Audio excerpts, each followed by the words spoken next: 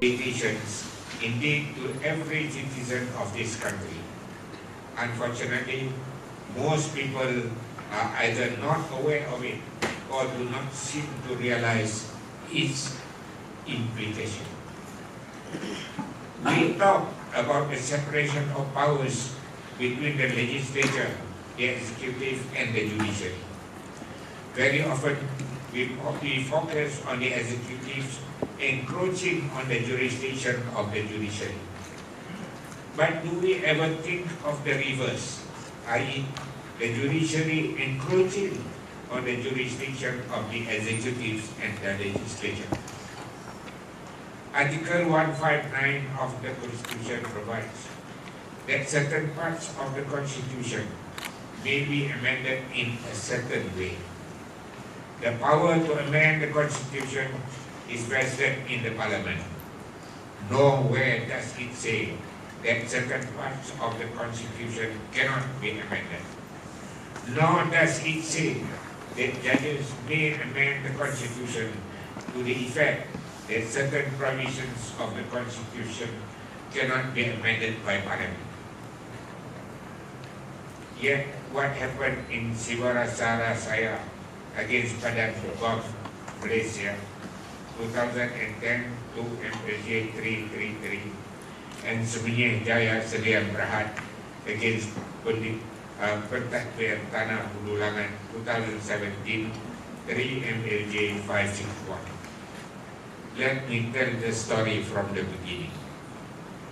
In 1973, the Indian Supreme Court decided the case of Kesavananda Bharati against State of Kerala, AIR 1973 SC 1461. The court held that Article 368 of the Indian Constitution does not enable Parliament to alter the basic structure or framework of the Constitution. The effect of that judgment is that certain provisions of the Indian Constitution form the basic structure of the Constitution. The court will decide which provisions of the Constitution form the basic structure of the Constitution on a case-by-case basis. The court will then use the basic structure principle as the basis of its power to review and to strike down amendments to the Constitution enacted by Parliament which seeks to alter the basic structure of the Constitution. In other words, the power of Parliament to amend those parts of the Constitution which, according to a judge or judges, form the basic structure of the Constitution is removed by the judge or judges. That case was decided by a slim majority of 7 to 6. It is said that when the case was decided, the perception by the majority bench that elected representatives could not be trusted to act responsibly was unprecedented. If I may add, during my visit to the Supreme Court of India when I was the Chief Justice, I asked a Supreme Court judge for the justification for the Supreme Court to take over the supervision of investigation, remember, investigation, in the Indira Gandhi case. His reply was, "We had no choice. The police are so corrupt." My question, listen, my question is, if members of Parliament or the executive think that judges are corrupt, does that give them the power to transfer cases in court to be decided by them? The reverse. If when judges think police are corrupt, the court can take over supervision of the investigation. If members of Parliament, if the court think, judges think that members of Parliament are corrupt or inefficient, the court can take over the function of legislating, making law. Can the reverse be done? Should be. I mean, if there is the thing, and then become illogical, it should, and that's why I say it shouldn't be. So, I remember, this is another. I remember reading an article in the Time magazine 7 or 8 years ago regarding the Parliament of India. I kept that article, but due to moving house and my present condition, I am unable to locate it. The article exposed some of the unimaginable facts about the members of the Indian Parliament. I'll tell you just one of them. At the time when the article was written, 17 members of Parliament of India had conviction for murder hanging over their heads. 17 of them had been convicted for murder, and they are still members of Parliament. As their appeals were still pending and their sentences were suspended until the final disposal of the Supreme Court, they were free to stand for election and function as members of Parliament. Since it took about 30 years for a case to be finally disposed of, that period is long enough to cover their whole political career. Ya, saya 30 tahun cukup belakang.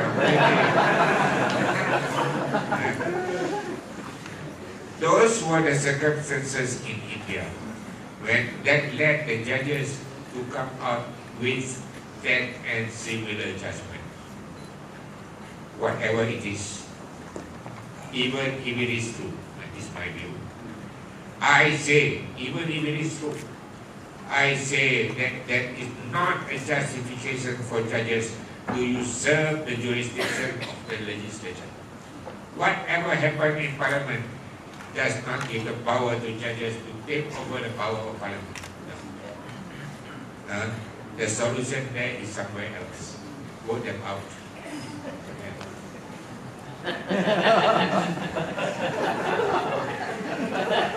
Back in Malaysia.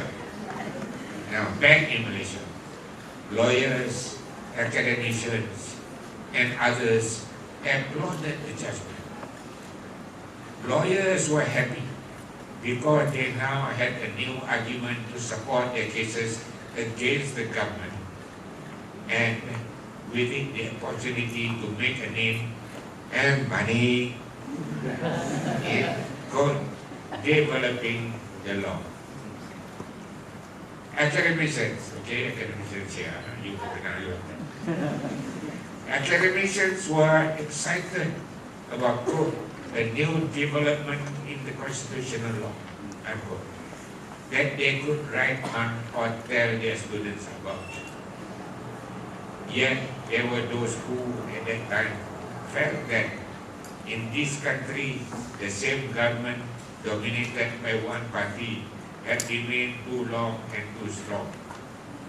At least to them, with that judgment, the court is there good to provide a check and balance. Yet, there were those who always looked up to the Indian Supreme Court and had strong sentiments for anything coming from India. So lawyers in Malaysia, led by the successive presidents of the Bar Council, namely GTS Sidhu, Raja Aziz Edros, and Param Kumarasamy, tried hard to influence the then Federal Court to adopt the principle.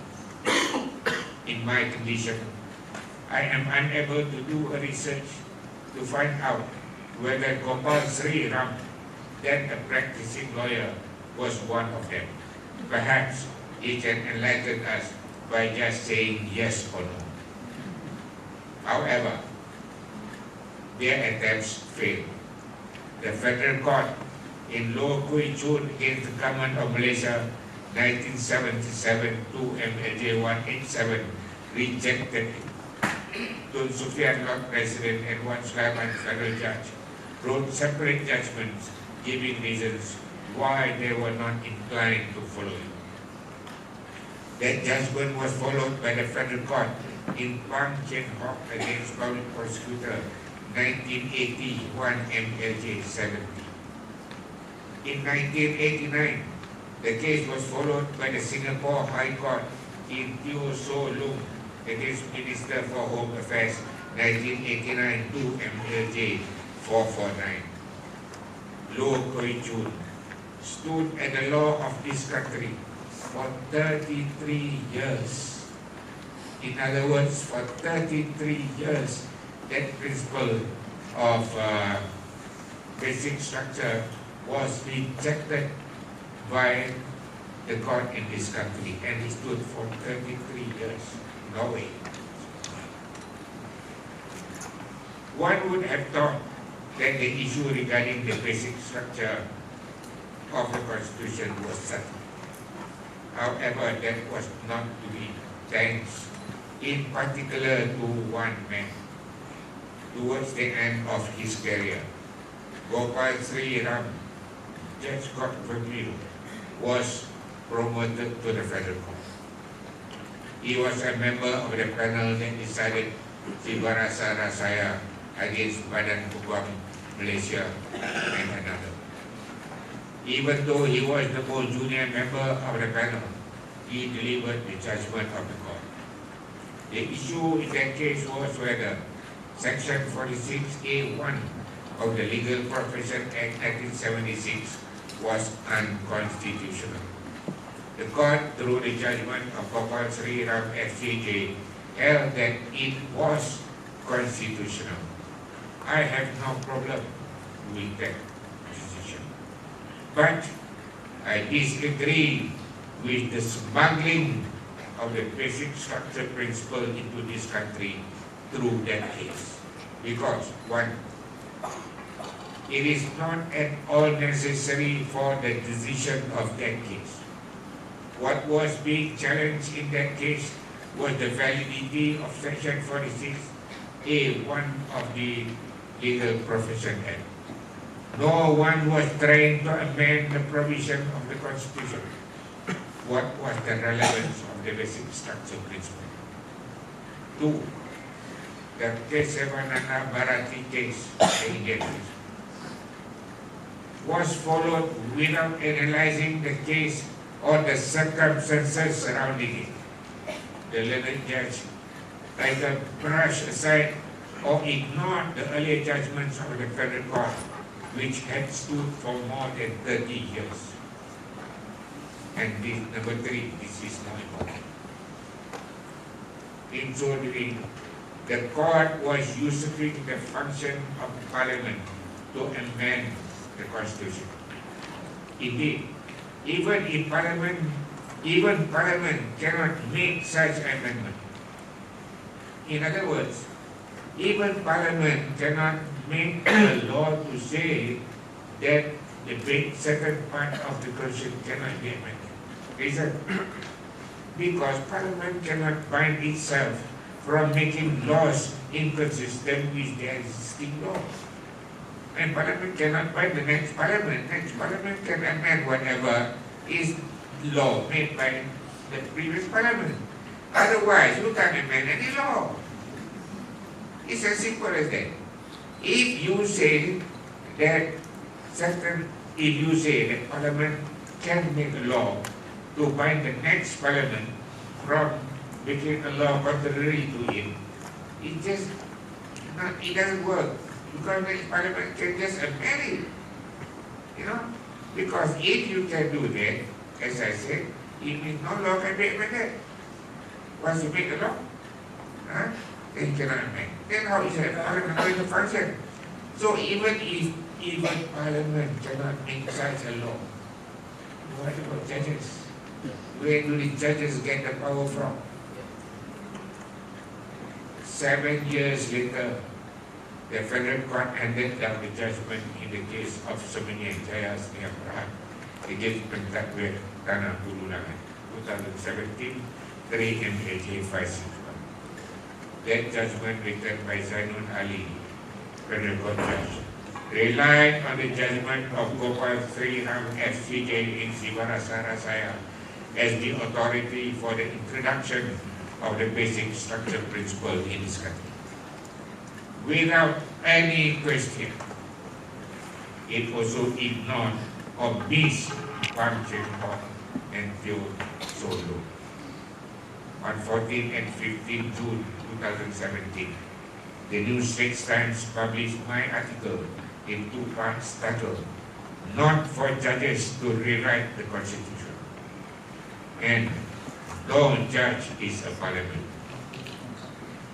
I understand that Datuk Gopal Sri Ram wrote a reply. Then, on 29 January 2018, the Federal Court handed down the judgment in Indra Gandhi against anak perempuan Moot against perkara Jabatan Agama Islam. Again, the judgment was written by Zanon Ali FCJ.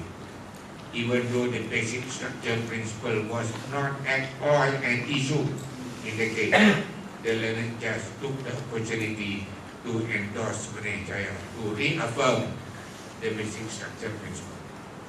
As a result, the basic structure principle becomes the law of this country after 33 years.